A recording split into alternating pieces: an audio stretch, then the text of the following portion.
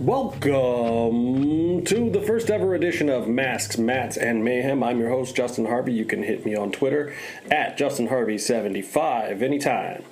Just so we know what we're getting into here, mostly we're going to be talking about things Lucha Underground and MMA related, mostly UFC.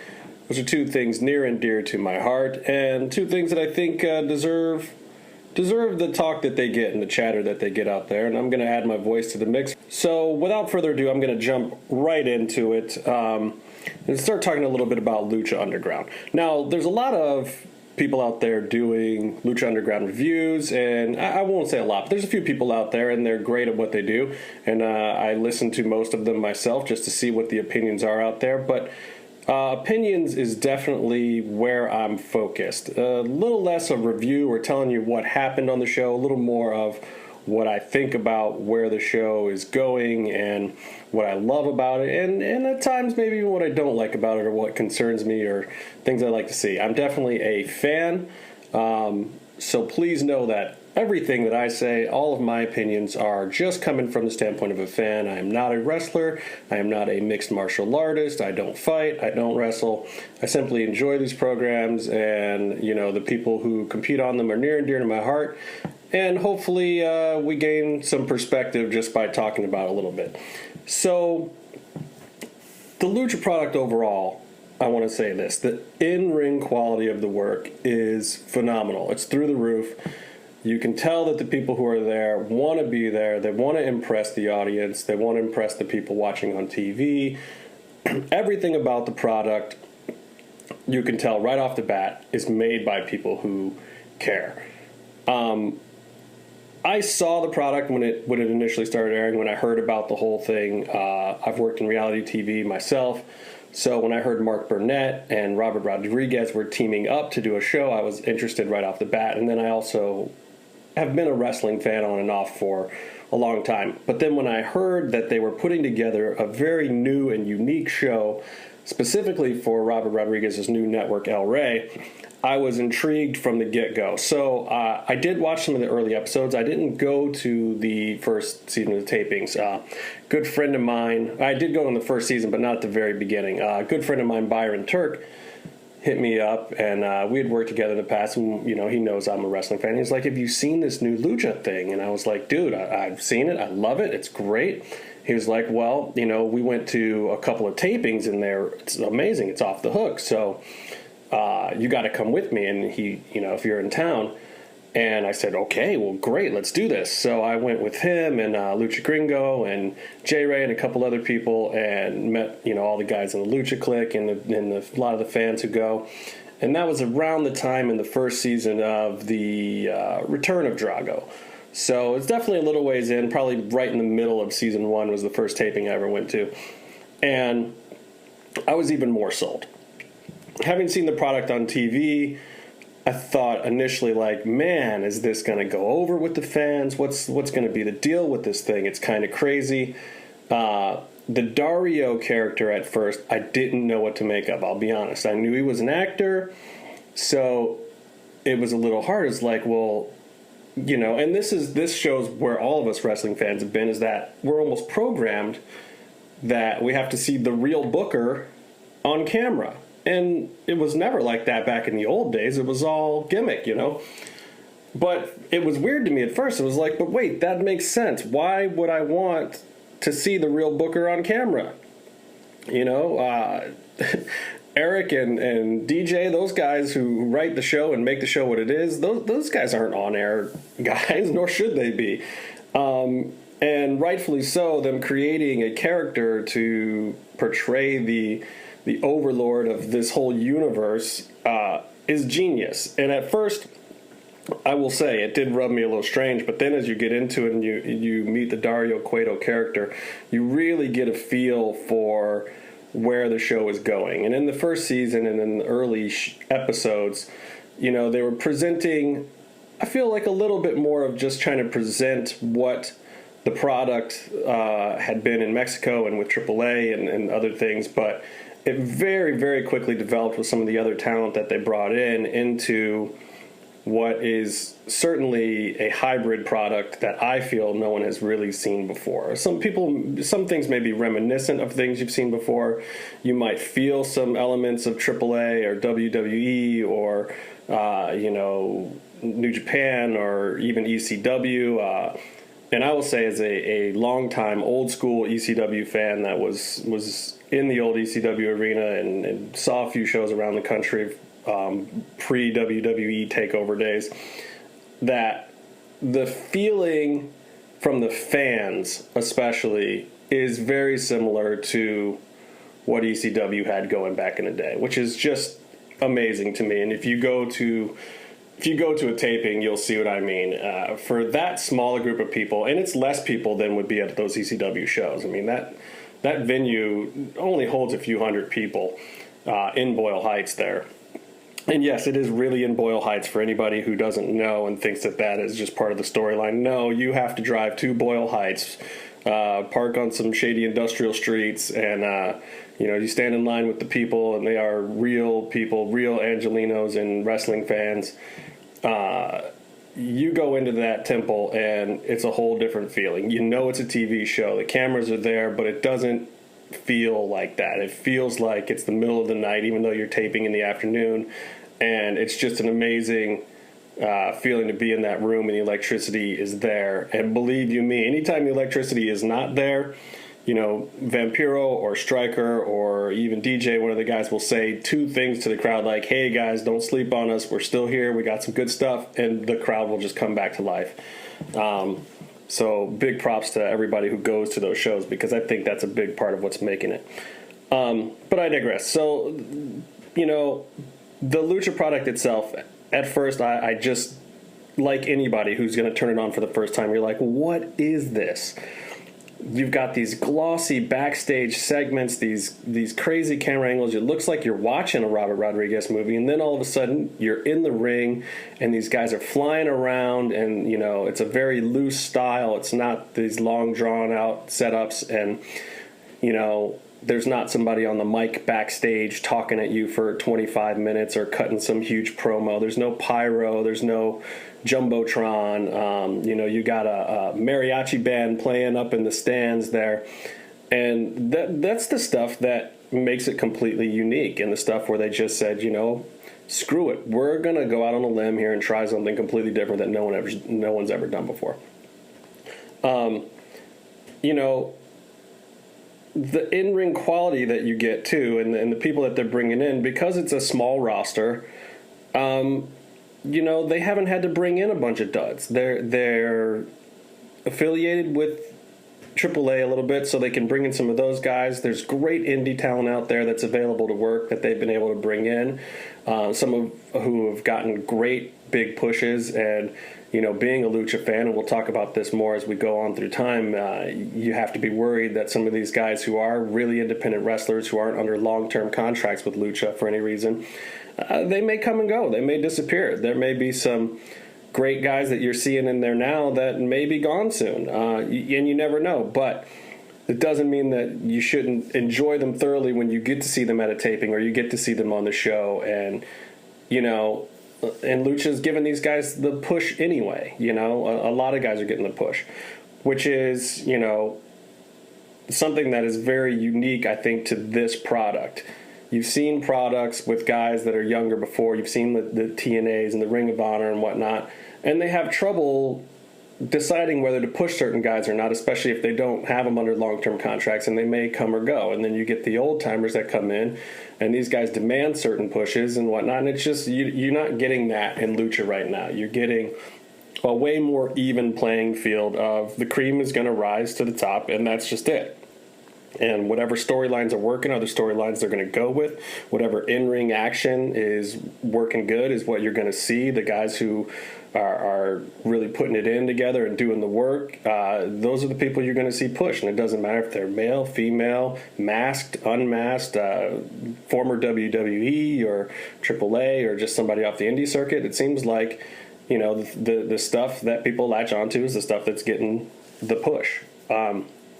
And the commentary, I'm just going to say this right now, the commentary from Stryker and Vampiro, I was always a big fan of Vampiros back in the day. As a wrestler, I did not think he was going to make a very great color guy, but I'll just say right now, flat out, I was wrong. He's amazing on color. He is the heart and soul at times of what goes on in there.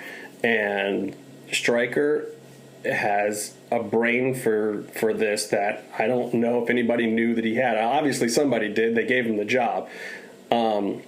But, you know, the way those guys are owning it right now, and the witty, smart, and ridiculous stuff that Stryker comes up with to stay on the stick, and then the way that Vampiro always puts heart into it is amazing. And they're not just purely down these face heel lines or straight man color guy lines either. You know, sometimes they'll go back and forth calling the action, and I don't know how if they flip a coin, if they do it after the fact or what, but how they can be so evenly paced when, you know, they have this craziness going on in front of them, and really coming up with great commentary without having to play strict roles. And, you know, sometimes Vampiro will be all for a Technico. Next moment, he's cheering for a Rudo, you know, or he's having a feud with a wrestler himself. It's amazing to me. So, a lot of you already know the Lucha product, so let me move on. And just saying that the vignettes and the way that they've been doing them on Lucha have been amazing. You're getting this level of storytelling in a way that, amazingly, wrestling has never done. You're getting this cinematic, arc-driven storytelling behind the scenes. And being a fan that's been to the temple and seen live tapings, you don't get that when you're there. It doesn't feel like you've missed anything. You still feel like you're going to a great wrestling event, and they normally do a couple of episodes worth of matches, so you get a ton of stuff in one day of taping, and you feel like you've been to a big, almost pay-per-view level event every time you go. But then when you see it again on TV and they add in this storytelling and these elements of these vignettes, it's amazing. And the way it pushes the story forward. And this week, let's jump right into this week. So I know there's, you know, seasons worth of Lucha that have already happened that I haven't talked about, but this week there's a segment with a vignette with Marty the Moth, and he is telling the backstory of his trust fund Moth Aztec family, and it borders on ludicrous, but at the same time it is one of my favorite things that I've ever seen on the show. Marty is an amazing in-ring performer. He bumps like nobody. Like, honestly, he takes some of the sickest bumps I've ever seen. You know, I was in the temple, and I saw the way he landed and the way he was selling stuff and the way he was bumping, you know, a foot away from me, and I was just really impressed. And I've been to a lot of wrestling matches, and you don't always see that. You don't see a guy putting over the other guys like what Marty's doing. But on top of that, on top of the fact that he could sell for anybody and he bumps like nobody's business, he's actually a really good performer backstage and in front of the camera, an actor, let's say. Even though I question at times how much of it's even an act, because it's hard to be that creepy unless there's some touch of that inside you somewhere. But this Marty the Moth segment, he's sitting down, he's reading this book, and he's talking about how, you know, they've got this long history of Mariposa and their moth tribe, their Aztec moth tribe. And then you get to the end of it, and after you see him rubbing his face on co-eds or whatever that was, which was equally hilarious, you get to this point where he's staring at a blank book.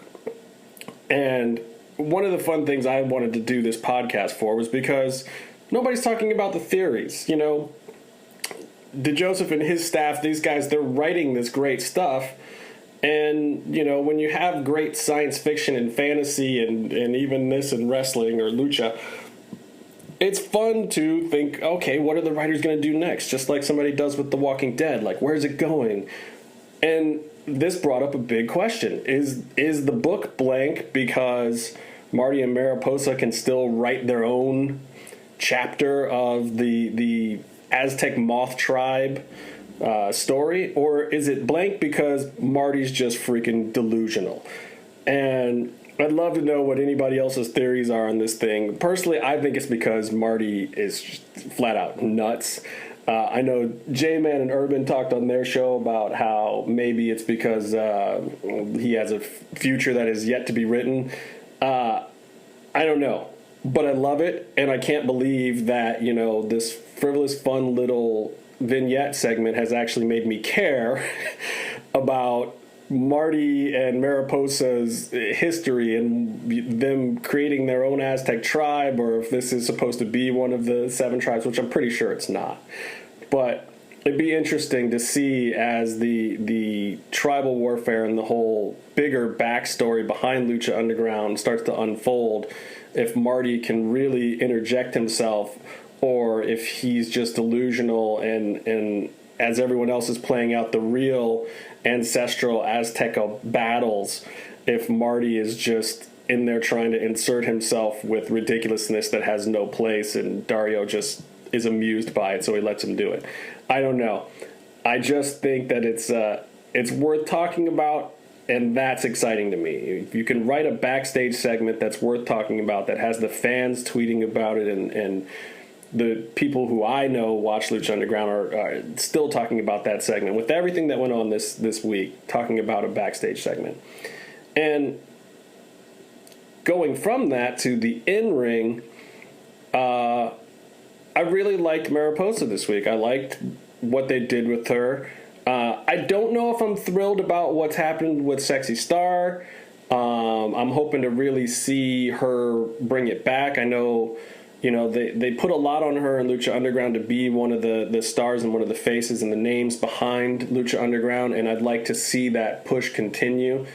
As much as I love to see Marty and Mariposa getting over at the same time, I don't want to see that too far gone at the expense of Sexy Star, who I feel has earned a certain amount of push, or at least still deserves to have her push continue, because she really does represent something special to a lot of fans out there, especially the female fans that I've talked to, really kind of look up to her and what she brings to the table. So I get that she's creeped out, and it worked in the ring, that she's weirded out and she's not totally on her game for the match. And the last thing I'll say about that match is the finisher, the butterfly effect, whatever that craziness that Mariposa dropped on Sexy Star. I wasn't quite expecting it. It wasn't the longest match ever, but I thought it was a decent work rate, and to have that be the finisher totally sold to me. I was totally over. It was totally over with me, and I liked it. I thought Sexy took the bump great. I thought Mariposa delivered it great. It was just a great spot. It made perfect sense. It wasn't overdone. It wasn't oversold. It was the right amount, and kudos to everyone involved in booking that match and performing that match. It was good stuff. And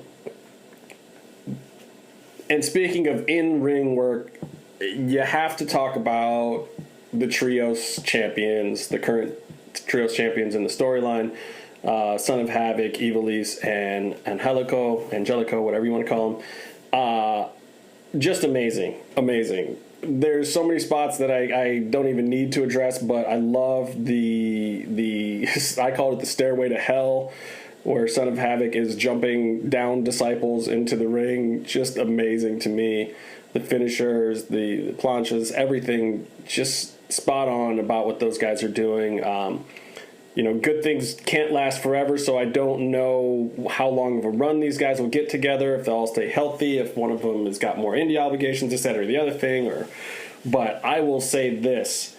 For every minute that Trios tag team is on television, I'm going to enjoy it like it's the last time I'm ever going to see them wrestle, because they're just something special about them. They have a great chemistry going on. It was very unexpected when they first got them together in season 1. And I'm glad to see that it's a storyline that's continued, because I know a lot of us fans were worried that they were going to break them up and we're just going to see a lot more singles action from them and whatnot. But I think together they're great. And kudos to Ivelisse, too, who went out there and performed last season, even with injuries, and just kept selling it. And the storyline got over really great with all of us fans. And I don't know that those guys would have gotten over without it. I think that it was the right gimmick, the right time, and it really works for them. So we'll see how far it goes. I feel like Ivelisse, she'll be fine no matter what. She's got some feuds that she can have. She's easy to feud with other people, and she's gotten over enough. I really hope that Angelico especially finds a way to stay at the top of the card if the trios ever do break up. I feel like Son of Havoc is definitely going to have his feuds and be able to stay really close to the top of the card. But Angelico, I don't want to see him like doing, dumb jobber matches or just being thrown into battle royal situations or 5-on-5s or something down the line. I really hope that he can stick around and really keep getting this kind of push. And speaking of pushes, who's more over than Pentagon Jr.? And this is one of the things I on the first podcast that I just really want to talk about. Pentagon Jr. is over in Lucha Underground on this level, like, a Stone Cold or a Rock at a certain point. And I think it was as unexpected as it was for like a Stone Cold or The Rock. It wasn't because he was cutting great promos. And it's honestly surprising because, all his promos are in Spanish, and he wasn't really cutting a whole lot of them at the beginning. But the arm-breaking thing, whoever came up with that and let it go the way it did and really built it through the first season, that was genius. And there was something about it, and the fact that it just started off so small, when he would just, he'd come in, have a quick match, break somebody's arm. That was it. Move on to the next time. Come in, have a quick match, break somebody's arm. And there wasn't really a storyline that was coming out of it. And it was just this thing that was building. And the fans, by the first time I went, which was I think maybe the third time that he had done something like that, and then and Vamp's reaction too, Vampiro, the way Vampiro sold it, and the reactions to it, and how crazy he was, and him, scaring Melissa Santos and these other things, just got him so over with the crowd. And it wasn't because the crowd cared if he was Technico or Rudo, babyface or heel, whatever. They just liked the development. You got a guy with a cool look, vicious persona, and he was doing something totally unique. He wasn't, having these crazy matches like, Drago was having and Aerostar and these guys were having at the time. He wasn't jumping off the rafters or anything. He was just selling his gimmick the way that you could tell he in his mind always thought it should be. He's just selling it. And, kudos to Lucha Underground for letting Pentagon come in there and just go off and just do his thing. And it led to, of course, what all Lucha fans know now was one of the craziest Lucha matches in history with the Sierra Romero match with Vampiro. And that's the kind of stuff that legends are made out of. Like, I almost wish nobody was watching. That's like back in the day when you would hear about some crazy barbed wire match or something where you just couldn't believe it until you actually got a VHS tape from somebody and saw these crazy matches, at some house show. It was that level of you're witnessing something special. And, so Pentagon is, I think, probably the most over wrestler in Lucha. But that brings us to, a big issue is where's the money in somebody who's over? And they always say the money's in the chase. Given Puma was, a prestige champion, a technical kind of champion in the first season, and he was very over because of it. But I don't think you could do that with Pentagon. You can't put the belt on a Pentagon and just let him reign, because then he's going to turn into a monster. There's nothing else for him to do. And because he's kind of this tweener persona of he's clearly Rudo, but at the same time the fans love him, it's going to be hard to find a way to keep his push going the right way. Now, the fans seem like they're going to stay clearly behind him. But then that brings me to this week, with your new champion, the monster, Matanza Cueto. And boy, I'll tell you, it was hard to watch Pentagon, a character that, the real Lucha fans all love. It was really hard to watch him get squashed.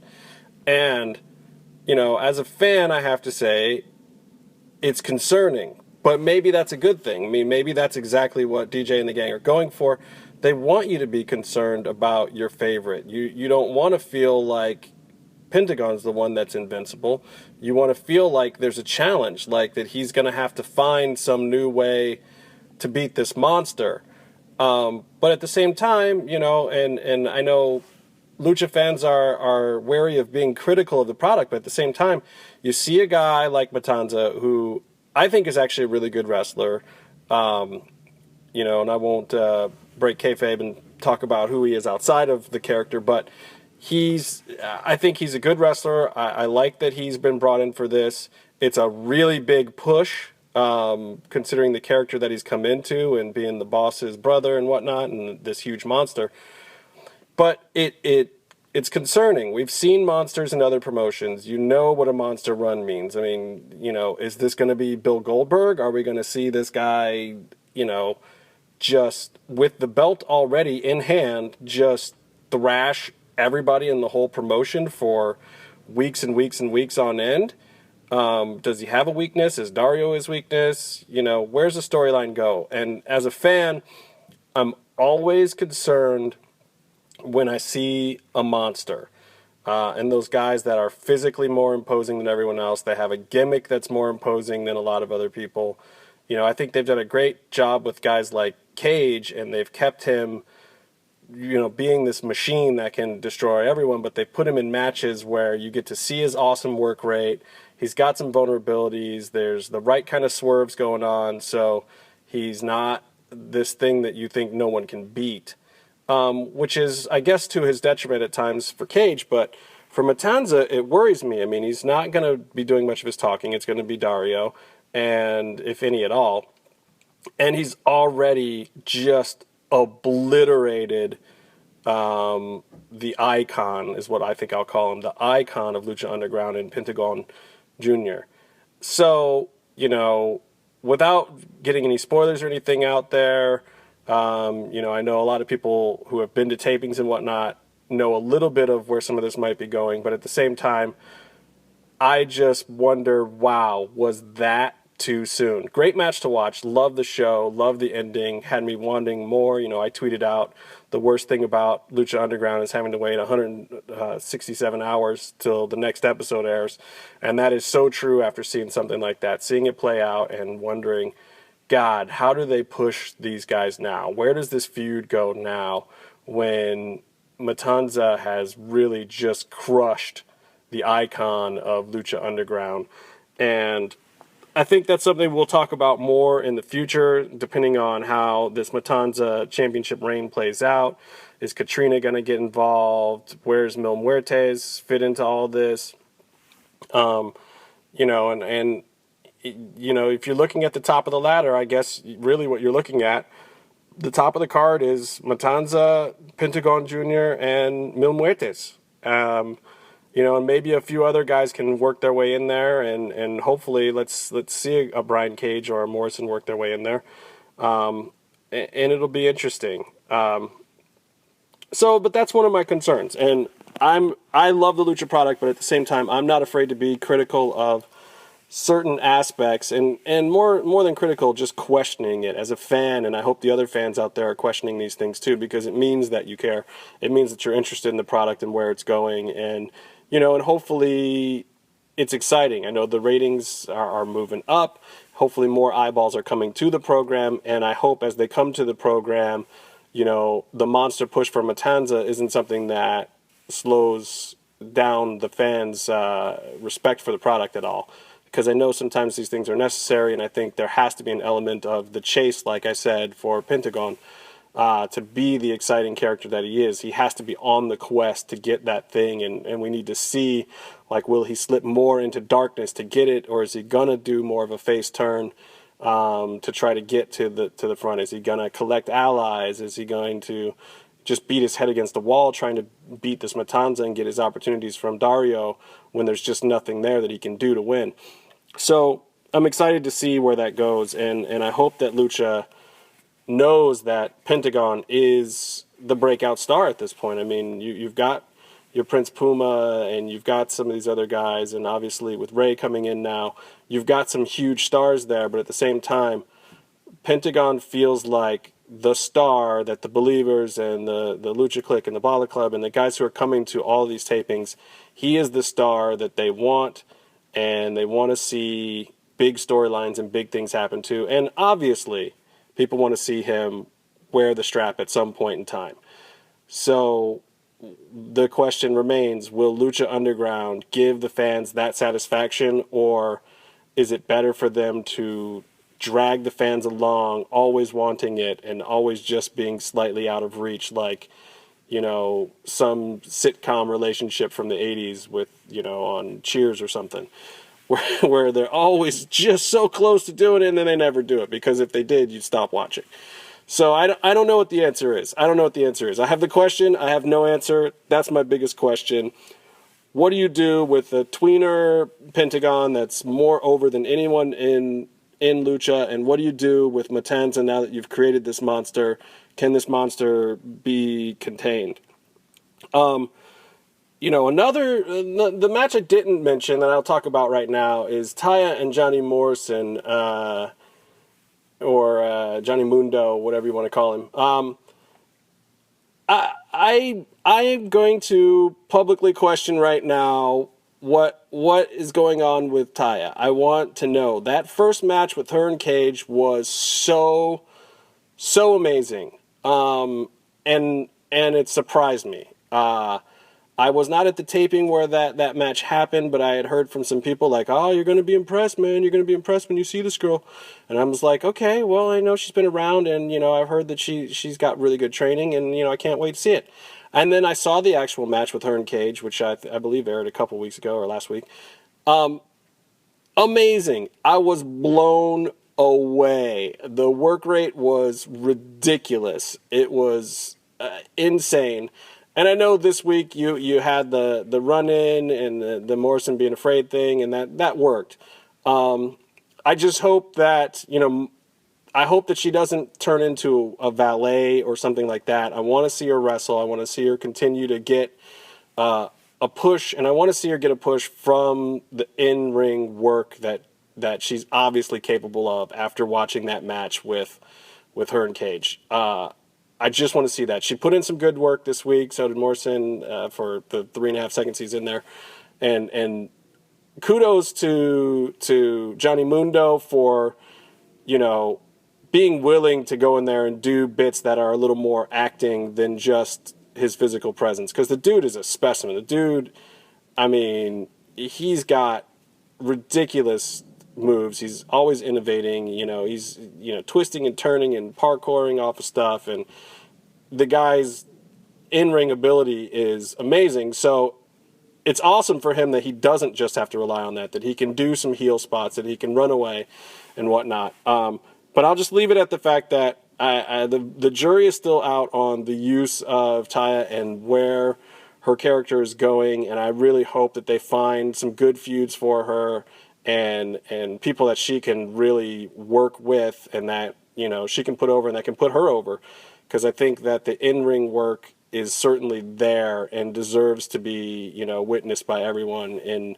new and exciting matches. Other things I'm really excited for, I think, too, is whatever the eventual payoff between Ivelisse and Katrina is going to be. That's been building for a long time. I don't know how they're going to pay it off or if they just stretch it out, but be really interesting to see what they can make out of those two, and, you know, continuing them with minor feuds on the sides that, you know, maybe builds into something bigger, and what kind of maybe a specialty match in the future for them. That's all I'm going to say about Lucha this week. I will say that next podcast, I really want to talk about, will there ever be a champion, the big champion, the main belt champion that is a non-masked character in Lucha Underground? It's something I'm going to talk about next week. But But now I want to switch gears a little bit, and this might be strange for some people that, are more MMA fans or more lucha fans or wrestling fans. I'm going to talk about MMA. It may be weird to talk about those two things in a podcast, but they're my two favorite things that I love, and damn it, I'm going to do it whether anybody likes it or not, as I said at the beginning of the podcast. So the first thing I want to talk about is Nate Connor 2 for UFC 200 at 170 pounds.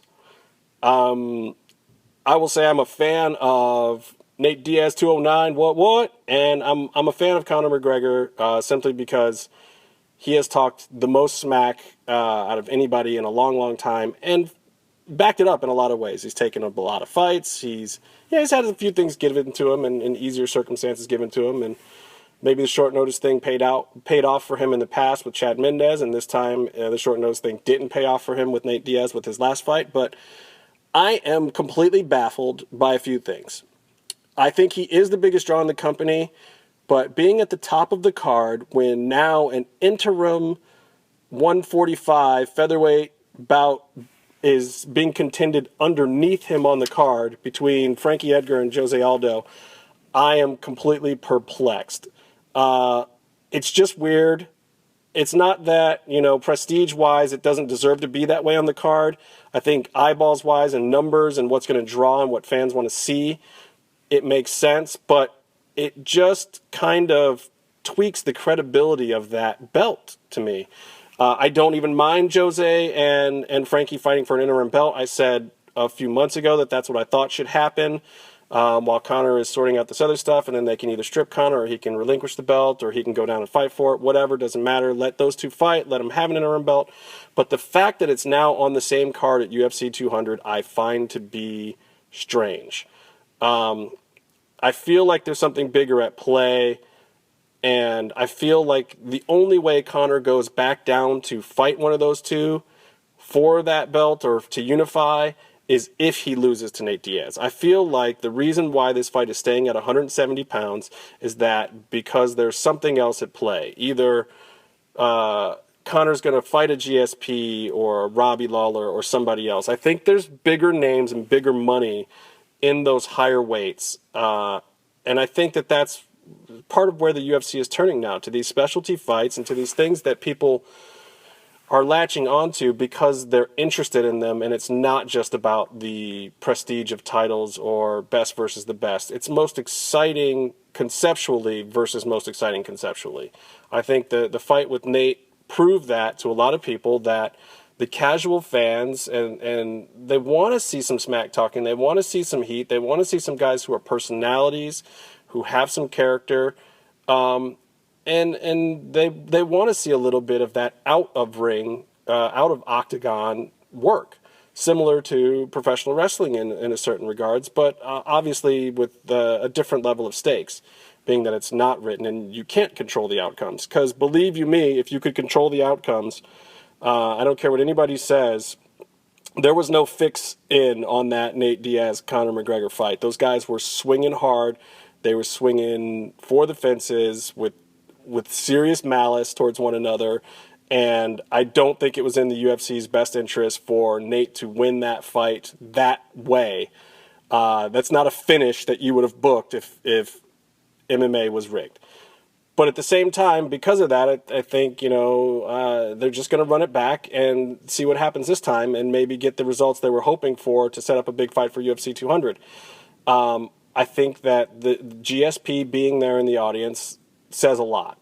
He's not a guy that just shows up randomly at events that anyone knows of. And yes, he was planning on coming to that event for a while, it seems, but I think obviously, to me, if Conor had won that, there may have been a call out from GSP, or at least some talk afterwards to the press and the media about a GSP Conor fight for UFC 200. That obviously did not happen, but that doesn't mean it couldn't still happen. It could be the thing that headlines a stadium somewhere. It could be the thing that brings GSP back to the sport, which is another big, big money name. And at the end of the day, keep in mind, UFC does not call itself a league. They are not a mixed martial arts league. They call themselves a fight promotion. They are promoters, which means they are in the business to make fights that they can hype up to get people to watch. They want to pop a pay-per-view number. They want to keep their partners at Fox happy. They want to sell ads. They're creating television programming, and they are promoting. They are not a league. They are not team owners. It's completely unique to this sport that they have all these fighters under their contract, and yet they're the promoter and not a league. I don't know if that's a problem with the sport or not, but I think people lose sight of that at times. Dana White is a promoter. And kudos to him. He's one of the best promoters we've ever seen. He will be remembered for a long, long time in sports because of it. I mean, in 20 years, he's basically created a whole sport, a sport that existed before him, but it was fledgling and it wasn't doing so hot, and it was taking a lot of crap, and he helped bolster it, and and the reality show did too, and it's come a long way, but at the same time, he's a promoter. So I'm looking at UFC 200, and I'm just a little bit baffled. There's some other great fights on that card. I mean, I love the Aldo Edgar fight. I just don't know about it being underneath it. Kane versus Travis Brown. That's an amazing fight to have, especially considering it could headline a Fox Sports card or even a big Fox card. And, it's going to be one of the preliminary fights. Even if it's on the main card, it'll probably be the first fight on the main card with these other fights. I even like Sage Northcutt being on there. And I'll say this, Sage has taken a lot of abuse in the media. I think that he is the right idea for the UFC. I think that we need to be following more of these young guys, more of these up-and-comers. I like seeing the sport develop. I like that he got his push on Fight Pass primarily to start. And then, you push him up the ladder, and it didn't work out great for him, but that's okay.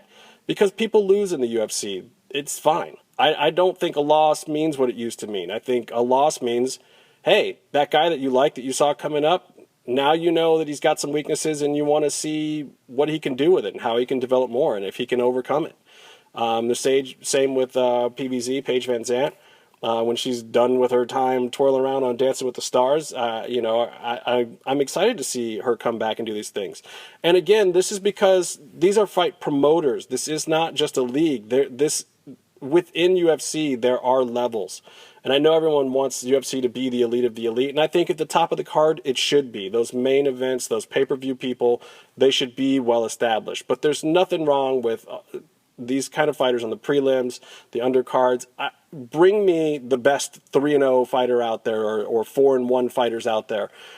The UFC is its own minor leagues at this point, and there's no reason why those people should have to be at Bellator or somewhere else. They can be part of the UFC roster. I will watch them on those shows. I am interested in their storylines. I am interested in the coverage of their storylines. I want to see more of that in the UFC in general. I want to know who these mid-card and low-card guys are. Give me good packages on them. Give me good stories. Give me internet content on Fight Pass. And let's prop up, people get mad at Sage for what he's making. I say Sage isn't the problem. The problem is there's not more Sages. Let's get more guys like that in the UFC. And they're there already. Let's talk about them. Let's get some Aljamain Sterling coverage. Let's find out who these guys are. They're coming up. They've got good characters. They can talk a little bit, and they can fight. And they're serious guys. Sage, for whatever he is lacking in the ring, or however fast he tapped out of that fight or whatever, is still a lifelong martial artist. The kid is not playing around, Maybe he's got some holes in his game. Maybe he's got some things he needs to work on. But let's face it, he's not off the street. He's still a professional fighter. And he's been professional fighter level quality athlete most of his life. So, let's see more of these guys. This isn't like it used to be where it's a tough man competition anymore. I want to see these trained athletes and what they can do, and let's test them. Let's test them again. Put him against another hard guy. Let's see him lose twice, and then I'll still watch his next fight after that. I'm not going away from fighters like that. I'm not turning away from stories like that. I personally like it, and I think that the journalists and the pros and the people who didn't like what was done with Sage are just wrong. I think that stuff is the future of the business. That's where the money's going to be. And the fighters who had a problem with it, they're going to love it when they're fighting against the Sage Northcutt and they're getting a better payday. when these characters and these names that are being built up from the ground up when they're young and new are against them, and Conor McGregor too. Everyone's going to benefit from these guys. Nate Diaz is benefiting from it right now. He was around for a lot longer than Conor was. He put in his time. He did everything he could do, and he got to the point where all he could do is complain about it. And yeah, it was red panty night for Nate Diaz. And guess what? He beat the mess out of that man. You know, it was great. You know, he was losing the first round, and he came back and he won in the second round, and he made him look bad. And kudos to him, because he is the guy that's been there longer. And, you know, but it's great. It's great that he had a Conor McGregor to fight. We need more of those guys, and the only way to do that is to make them. They made Conor a long time ago, and Conor kind of took the ball and ran with it. We need more fighters that'll run with it like that. So that brings me to the last thing I'm going to talk about this week, and that's Jon Jones versus the Albuquerque Police Department, and what in the world is going on there. Amazing, ridiculous, out of control. I don't even know what to say on so many fronts. First of all, I believe a certain amount of Jon Jones' story. Not because of Jon Jones, not because he hasn't done some things to warrant some criticism. He certainly has. But at the same time, I have a lot of friends who are police, and I've been on both sides of it. I've ridden with police for shows that I've worked on personally, and I know how certain things go. Jon Jones' biggest mistake was being in that particular motor vehicle. I'm here to tell you that if you're a police officer and you see that motor vehicle coming down the street, regardless of who's in it, not necessarily profiling because of race or age or anything else, you're profiling that vehicle. In a place like Albuquerque, New Mexico, you see that white, what I think is a Corvette or something, you see that vehicle, you hear that engine, and immediately you're thinking, okay, I'm going to keep an eye on this guy. I'm going to see if he does anything wrong. A, I know he's got money. B, if he's in a car like that, what's the point? I mean, the worst thing you could do if you want to stay off the radar is have a nice car, especially a performance vehicle. And that was Jon's biggest mistake. You know, when he got into all the other trouble, man, drive a Taurus, drive a SUV, something else. If not, getting a driver. I get that going back and forth to 2-a-days, you know, to the gym and having a driver is a pain in the butt, especially if you're doing night sessions. But at the same time, man, that car is just going to bring eyeballs in a town like Albuquerque, New Mexico. That's just all that's to it. And, you know, then the reaction, I honestly, I was fine with Jon's reaction up to a certain point. I love that if you're going to be that guy, you're one of the baddest dudes on the planet, you do have money. If that can't be the guy that speaks his mind, then what are the rest of us all fighting for? Why is anybody else trying to climb up the ladder? You know, there is something to be said for privilege and the rights of privilege. And man, you get to a certain point in life, maybe you should be the guy that can say something. But telling the cop that he was a liar, one thing. Calling him names and starting to call him a pig and whatnot, and that's where I was kind of like, ooh, that's across the line. You know, I have a certain respect for certain law enforcement officers, and I have a certain distaste for what some other ones have done. But at the same time, I don't have their job. I don't know their stresses. And that kind of insult, when they're in the line of doing their work, regardless of whether their work was justified or not, I think just crosses a line. And that's problematic for Jon, because the sympathy from a lot of people is going to be gone right there. That's where, you know, the second he drops the pig comment on him, the sympathy from a lot of people is out the window. Being mad, being upset if you think it's a wrongful ticket is one thing, but you got to be careful with your words. You are a public figure. He asked the cop if he was recording, so he knew it was being recorded at that point in time, which makes it even bigger of a mistake that is against all of the media training that any type of celebrity, whether they're an athlete or actor or just any public persona, you know better.